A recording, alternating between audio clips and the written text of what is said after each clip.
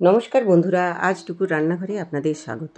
আজ আপনাদের জন্য নিয়ে আসছি পেঁপের প্লাস্টিক চাটনি। সবাই জানেন ভাতের শেষে একটু চাটনি না হলে ভালো লাগে না, তাই এখানে কিভাবে প্লাস্টিক চাটনিটা বানাচ্ছি দেখুন। এখানে আমি একটা পেঁপে নিয়েছি। পেঁপেটাকে ভালো করে ধুয়ে ভালো করে ছাল তুলে নিচ্ছি। এরপর পেঁপেটা আমি ফালি করে নিয়ে তার কিছুটা আমি গ্রেট করে নিচ্ছি, আর কিছুটা পেঁপেকে আমি স্লাইস করে কেটে নিচ্ছি, কারণ এখানে আমি পেঁপের দু রকমের চাটনি বানাবো। একই রেসিপির উপর দু রকমের চাটনি। এখানে যে পেঁপেটা আমি গ্রেট করে নিয়েছিলাম সেটা আমি প্রথমে একটা কড়াইয়ে ওটা দিয়ে কিছুটা জল দিয়ে 10 মিনিটের জন্য আমি ঢেকে দেবো।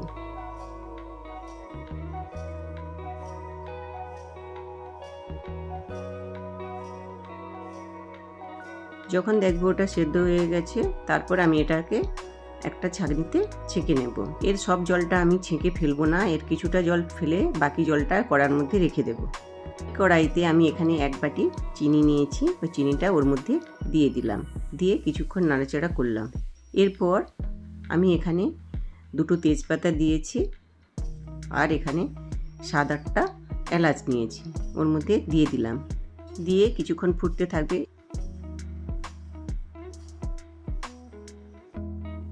এবারে এখানে আমি স্বাদ মতো নুন দিয়ে দিলাম। এইভাবে কিছুক্ষণ ফুটতে থাকবে। 2টো পাতিলেবু কেটে রেখে রস বের করে দিচ্ছি।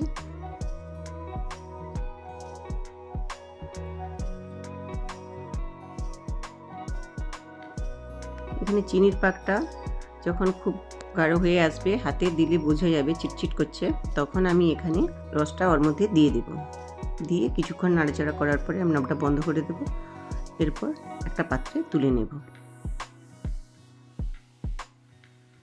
ঠিক একইভাবে যে স্লাইস করে আমি পেঁপেটা কেটে রেখেছিলাম সেটাও আমি কিছুটা জল দিয়ে মিনিট 10-এর জন্য সেদ্ধ করে নেব। এরপর এটা একটা ছাঁকনিতে ছেঁকে নেব পুরোটা। এখানে কড়াইয়ে কিছুটা জল দিয়ে এখানে আমি 1.5 বাটির মতো চিনি নিয়েছি, চিনিটা ওর মধ্যে দিয়ে দিলাম। এরপর ওই সেদ্ধ করা পেঁপেটা ওর মধ্যে দিয়ে দিলাম, দিয়ে কিছুক্ষণ নাড়াচাড়া করলাম। এবার আমি এখানে 2টো তেজপাতা আর 7-8টা এলাচ আমি ওখানে দিয়ে দিলাম। এটা এইভাবে ফুটতে থাকবে।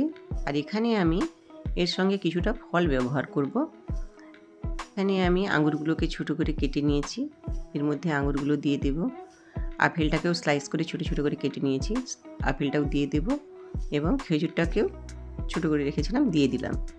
তবে যখন কিছুক্ষণ ফুটতে থাকবে, এরপর আমি এখানে একটা টমেটো নিয়েছি, টমেটোটাকেও ওর মধ্যে স্লাইস করে কেটে রেখেছিলাম দিয়ে দিলাম। তবে কিছুক্ষণ ফুটতে থাকবে। এবারে চিনিটা যখন খুব সুন্দরভাবে পাক হয়ে আসবে, খুন্তিতে যখন তুলবেন হাতে ছিটছিট ভাব লাগবে।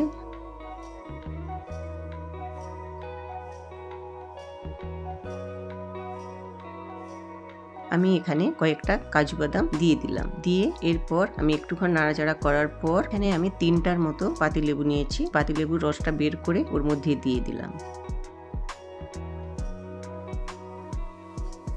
এরপরে গ্যাসটা বন্ধ করে দিলাম, দিয়ে কিছুক্ষণ নাড়াচাড়া করার পর আমি এখানে পেঁপে দিয়ে বানিয়ে রেখেছিলাম বাড়িতে, ওর মধ্যে কিছুটা দিয়ে দিলাম।